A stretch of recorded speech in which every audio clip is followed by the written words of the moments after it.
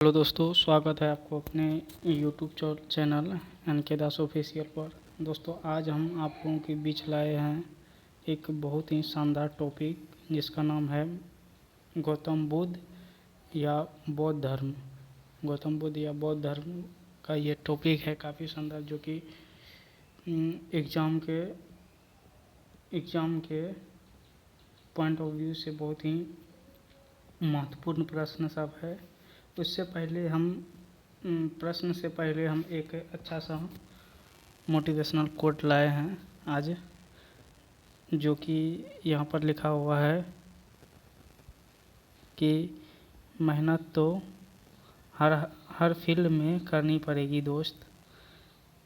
बेकार पड़े रहने से तो लोहे में भी जंग लग जाती, क्योंकि मेहनत के बिना कोई सफलता मिलना बहुत ही मुश्किल है। तो इसीलिए सबको मेहनत करना बहुत ही ज़रूरी है दोस्तों। तो चलिए, इसी जोश और इसी होश के साथ हम प्रश्न पर आते हैं। तो यहाँ पर कहता है गौतम बुद्ध या बौद्ध धर्म के बारे में। सबसे पहले गौतम बुद्ध की जीवनी और उसके बाद बौद्ध धर्म के बारे में हम लोग जानेंगे। तो यहाँ पर गौतम बुद्ध जो है उसके बारे में थोड़ा सा बहुत जान लेते हैं। कहा गया है कि गौतम बुद्ध का जन्म कब हुआ। तो गौतम बुद्ध का जन्म जो हुआ वो 563 ईसा पूर्व में हुआ। और कहाँ हुआ? लुम्बिनी में। लुम्बिनी कहाँ है? नेपाल में। उसके बाद कहता है कि गौतम बुद्ध के बचपन का नाम क्या था। तो क्या था? सिद्धार्थ था। क्या था? सिद्धार्थ था। और गौतम बुद्ध के पिता का नाम क्या था? शुद्धोधन, जो कपिल वस्तु के शाक्य गणराज थे।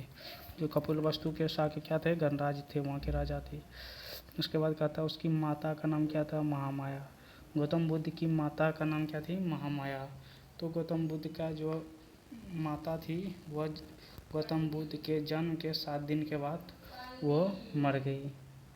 उसके बाद जो उसका लालन पालन जो है, उसका गौतम बुद्ध का लालन पालन किसने किया था? उसकी मौसी प्रजापति गौतमी ने की थी। उसके बाद कहता है कि 16 वर्ष की आयु में यशोधरा से विवाह हुआ। किसका? गौतम बुद्ध का जो शादी हुआ 16 वर्ष की आयु में। कितना वर्ष की आयु में? 16 वर्ष की आयु में। और उसका पत्नी का नाम क्या थी? यशोधरा। किसके साथ हुई थी? यशोधरा के साथ हुई। उसके बाद उसका पुत्र हुआ, एक इकलौता पुत्र हुआ जिसका नाम था राहुल। और गौतम बुद्ध जो गृह त्याग किए वो 29 वर्ष की आयु में। कितने वर्ष की आयु में? 29 वर्ष की आयु में गौतम बुद्ध ने गृह त्याग किया था। तो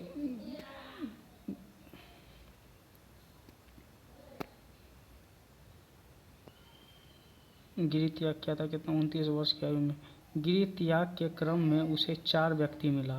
एक वृद्ध व्यक्ति, एक बीमार व्यक्ति, और एक मृत व्यक्ति, और एक सन्यासी व्यक्ति। तो गौतम बुद्ध यहाँ बता दिए कि गौतम बुद्ध 29 वर्ष की आयु में गृह त्याग किया, जिसे क्या कहा जाता है? महाभिनिष्क्रमण कहा जाता है। जिसे क्या कहा जाता है? महाभिनिष्क्रमण कहा जाता है।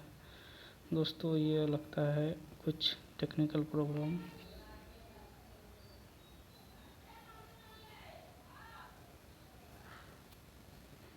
चलिए, कोई बात नहीं, सही हो जाएगा। चलिए फिर से कहाँ थे हम लोग? तो गौतम बुद्ध का जो है 29 वर्ष की आयु में गृह त्याग किया, जिसे महाभिनिष्क्रमण कहा जाता है। और गौतम बुद्ध का जो है आचार्य अलार कलम और आचार्य रुद्र रामपुत्र से प्रारंभिक गुरु थे। गौतम बुद्ध का प्रारंभिक गुरु कौन था? आचार्य कलम और आचार्य रुद्रक, जो कि रुद्रक रामपुत्र प्रारंभिक गुरु थे। उसके बाद कहा जाता है कि गौतम बुद्ध को जो है 35 वर्ष निरंजना नदी के तट पर बोधि वृक्ष के नीचे ज्ञान प्राप्ति हुआ। गौतम बुद्ध को कितने वर्ष में ज्ञान की प्राप्ति हुआ? तो 35 वर्ष में उनको ज्ञान की प्राप्ति हुआ। और वो था निरंजना नदी के किनारे बैठा एक बोधि वृक्ष के नीचे बैठकर उन्होंने तपस्या किया था। उन्हें 35 वर्ष की आयु में क्या मिला? ज्ञान की प्राप्ति हुआ था। तब उसे गौतम बुद्ध का बचपन का नाम था सिद्धार्थ। सिद्धार्थ से नाम बदल कर क्या हुआ? बुद्ध। इसको जो तथागत भी कहा जाता है। गौतम बुद्ध को तथागत भी कहा जाता है। बुद्ध सारनाथ पहुँचे और ब्राह्मण सन्यासियों अपना प्रथम उपदेश दिया, जिसे धर्म चक्र प्रवर्तन कहा जाता है। ये बहुत ही इम्पोर्टेंट है क्वेश्चन, ये क्वेश्चन बहुत ही इम्पोर्टेंट है एग्जाम के पॉइंट ऑफ व्यू से। गौतम बुद्ध ने सारनाथ में पहला अपना उपदेश दिया था, जिसको कहा जाता है धर्म चक्र प्रवर्तन। बुद्ध के राजगृह पहुंचने पर बिंबिसार ने स्वागत किया और वेनुवन विहार दान में दिया। गौतम बुद्ध ने जब सारनाथ पहुंचा तो वहां उनका स्वागत कौन किया था? बिंबिसार। और वो उन्होंने दान में क्या दिया गौतम बुद्ध को? वेनुवन। उसके बाद कहता है सारिपुत्र मोदगलयान पाली अभय शिष्य बना। बुद्ध लुम्बिनी गए और अपने परिवार को उपदेश दिए। बुद्ध ने जब ज्ञान की प्राप्ति किया तब वो कहाँ गए? लुम्बिनी भी गए और वहाँ पर जा कर के अपने परिवार को उपदेश भी दिया। उसके बाद आगे आते हैं। उसके बाद कहता है श्रावस्ती नरेश प्रसेनजीत शिष्य बने। जब गौतम बुद्ध ने श्रावस्ती गए तो वहाँ पर उनका एक शिष्य बना, जिसका नाम है नरेश प्रसेनजीत, जिसका नाम क्या था? नरेश प्रसेनजीत। श्रावस्ती में एक व्यापारी अनाद पिंडक शिष्य बना और जेतवान विहार बुद्ध को दान में दिया। ये जो होता है विहार ये होता है जो दान में देता था विहार। विहार का मतलब होता है क्या? उसका आवास यानी उसको रहने के लिए ये दान में उनको दिया कि गौतम बुद्ध आप यहीं रहिए। उसके बाद नेक्स्ट सवाल है, कहता श्रावस्ती में एक व्यापारी की पुत्री विशाखा ने शिष्यता ग्रहण की तथा संघ के लिए पूर्वाराम विहार बनाया। श्रावस्ती में ही एक अंगुलीमाल डाकू ने भी गौतम बुद्ध की शिष्यता ग्रहण की। अंगुलीमाल डाकू का नाम तो आप लोग सुना ही होगा। अंगुलीमाल डाकू जो था वो मतलब कि बहुतों का उंगली काट काट करके वो अपना माला बनाया करता था। तो एक दिन की बात है, जब बुद्ध ने उस रास्ता से गुजर रहे थे तो उन्हें बहुत आदमी ने कहा कि बाबा आप उधर से मत जाइए, उधर अंगुलीमाल डाकू रहता है और उधर जाने पर जो है किसी का जान नहीं बचता, उंगली काट लेता है। तो बाबा किसी का बात नहीं सुना, वो चलता रहा। चलते चलते जब उधर गया अंगुलीमाल डाकू के पास, तो अंगुलीमाल डाकू ने पहले बोला उनको कि ठहर जाओ, कौन हो तुम? उन्होंने बोला कि हम तो ठहरे हुए हैं, तुम ठहरो। तब जाके उन्होंने अंगुलीमाल डाकू के पास गया और बोला कि सुनते हैं तुम बहुत इंसानों की हत्या किए हो और उंगली काट काट के अपना माला क्यों बनाते हो? तो उन्होंने बोला कि ये मेरा शौक़ है। तो बुद्ध ने कहा कि तुम इतने बड़े हो तभी मैं समझ पाऊँगा कि पहले तुम मेरा एक बात सुनो। तो उन्होंने बताया कि क्या बात है? तो उन्होंने बोला कि तुम जाओ उस पेड़ से जाके एक डाल लेकर आओ, डाल तोड़ कर लाओ। तो अंगुलीमाल डाकू ने गया, तुरंत उस पेड़ से एक डाल तोड़ कर लाया। फिर बोला कि तुमने इसको तो तोड़ के ले आए, लेकिन फिर जाके इसको तुम लगाओ। तो अंगुलीमाल डाकू ने बोला इसको जब मैं तोड़ कर लाया हूँ तो और इसको कैसे लगाऊंगा? तभी ने गौतम बुद्ध ने उसको कहा कि जब तुम किसी वस्तु को तोड़ सकते हो और लगा नहीं सकते तो तुम किसी को हत्या करते हो और उसको जीवित नहीं कर पाते हो, तो ये तुम्हारा अधिकार नहीं है। तभी अंगुलीमाल डाकू ने अपना शिष्यता ग्रहण किया, अपना सर झुका के प्रणाम किया गौतम बुद्ध को। तो यही था थोड़ा सा कहानी। इसके बाद आते हैं अगले सवाल में हम लोग। ये सब क्या आ जाता है, कहाँ थे हम लोग? कहता है कि सर्वाधिक समय बुद्ध ने श्रावस्ती में ही बिताया था। वैशाली में लीचियों ने कुटाग्रशाला विहार दान में दिया। वैशाली लीचियों ने कुटाग्रशाला विहार में दान दिया। यहीं बुद्ध ने आनंद के रहने पर महिलाओं को संघ में प्रवेश दिया। यहीं बुद्ध ने आनंद के कहने पर जो है महिलाओं को भी संघ में प्रवेश दिया। सर्वप्रथम प्रजापति गौतमी संघ में शामिल हुई। सर्वप्रथम प्रजापति गौतमी संघ में शामिल हुई। उसके बाद कहता है नेक्स्ट सवाल, कहता है बुद्ध अपने शिष्य चंद के यहाँ पावा पहुँचे। पावा से बुद्ध कुशीनगर गए, सुभद्रा को अपना अंतिम उपदेश दिया। पावा से बुद्ध कुशीनगर गए, सुभद्रा को अपना अंतिम उपदेश दिया। 483 ईसा पूर्व हिरण्यवती नदी के किनारे कुशीनगर में बुद्ध की मृत्यु हो गई। गौतम बुद्ध ने अपना अंतिम उपदेश किसको दिया था? सुभद्रा को। यहाँ पर एक अच्छा सा सवाल बनता है कि गौतम बुद्ध ने अपना अंतिम उपदेश किसको दिया था? सुभद्रा को। बुद्ध की मृत्यु के बाद अस्थि अवशेष को 8 जगह भेजा जहाँ स्तूप बनाए गए। इसके बाद आता है बौद्ध धर्म का सिद्धांत। बौद्ध धर्म का सिद्धांत क्या था? 4 सिद्धांत था। 4 आर्य सत्य क्या था कि दुख समुदाय, दुख निरोधगामी प्रतिपादन।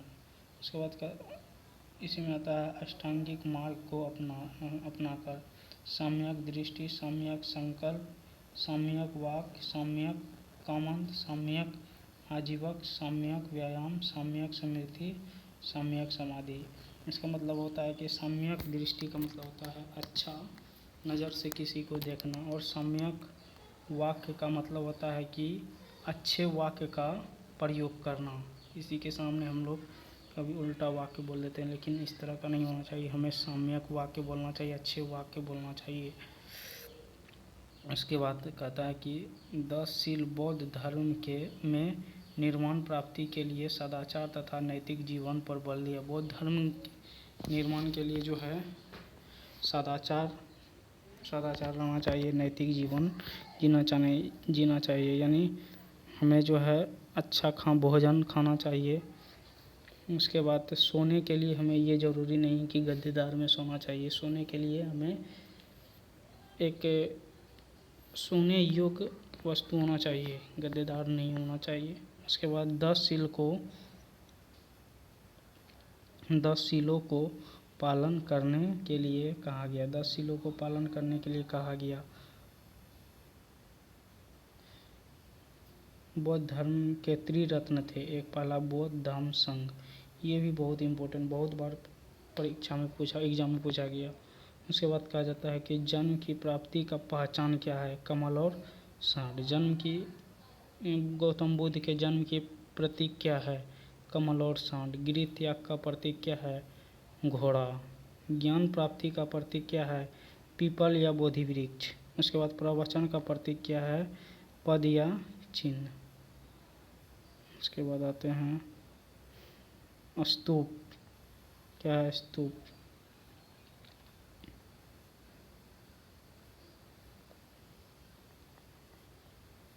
स्तूप में आता है वैदिक अंड, मेघी, हार्मिक, छात्र, सोपन।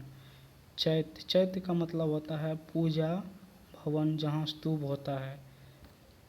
विहार का मतलब होता है बौद्ध भिक्षुओं के लिए आवास। विहार का मतलब क्या पहले भी बताए थे कि आवास।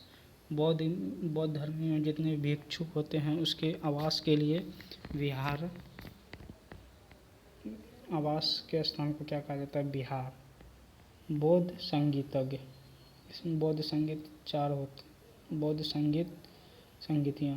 पहला बौद्ध संगीत इसमें से दिया हुआ है। पहला बौद्ध संगीत में जो होता स्थान, पहला बौद्ध संगीत का स्थान कहाँ हुआ था? राजगिरी सप्तपुरी गुफा में। इसका अवधि क्या था? 483 ईसा पूर्व।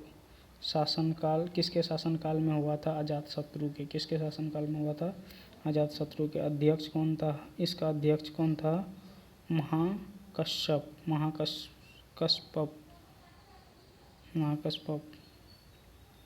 उसके बाद इसका जो होता है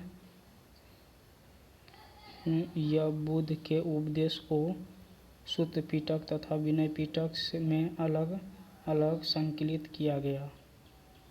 इसे बुद्ध के उपदेश को शुद्ध पिटक तथा विनय पिटक अलग अलग उपदेश में अलग अलग संकलित किया गया। बौद्ध धर्म का प्रवचन प्रसार करने के लिए बौद्ध संगीतियों का आयोजन किया गया। द्वितीय संगीत क्या है? द्वितीय संगीत का जो होता है, द्वितीय संगीत का स्थान वैशाली था और इसका अवधि क्या था? 383 ईसा पूर्व। इसका शासन किसके शासनकाल में हुआ था? द्वितीय संगीत ही अशोक के शासनकाल में। इसमें अध्यक्ष कौन था? सबकमीर शुभकामी, सबकमीर कुश शुभकामी। इसमें क्या? यह भिक्षुओं में मतभेद के कारण बौद्ध धर्म स्थाविर एवं महासंघ में विभाजित हुई।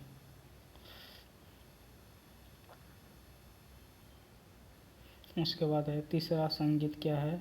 तीसरा संगीत हुआ। तीसरा संगीत का स्थान कहाँ था? पाटलिपुत्र। बौद्ध धर्म का तीसरा संगीत कहाँ हुआ था? पाटलिपुत्र में। इसकी अवधि क्या? 250 ईसा पूर्व। शासनकाल अशोक के शासनकाल में हुआ था। किसके शासनकाल में? अशोक के। और अध्यक्ष इसका कौन था? मोगलीपुत्र। इसका अध्यक्ष कौन था? मोगलीपुत्र। यह अभिधम्म पिटक तीसरा का संबंध यह अभिधम्म पिटक तीसरा पिटक का संकलन है।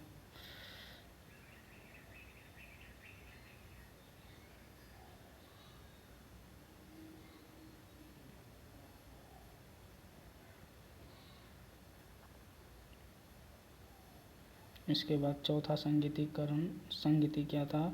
तो इसका स्थान था कुंडलवन में। चौथा संगीति का स्थान कहाँ था? कुंडलवन में। अवधि इसका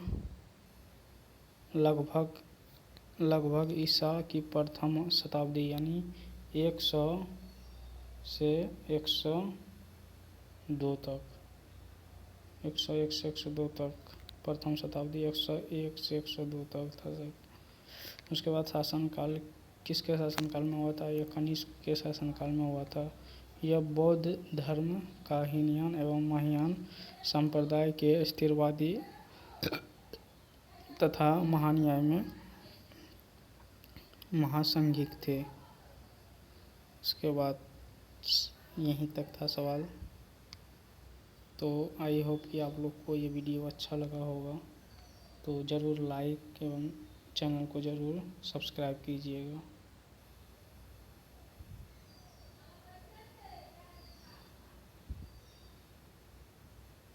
धन्यवाद।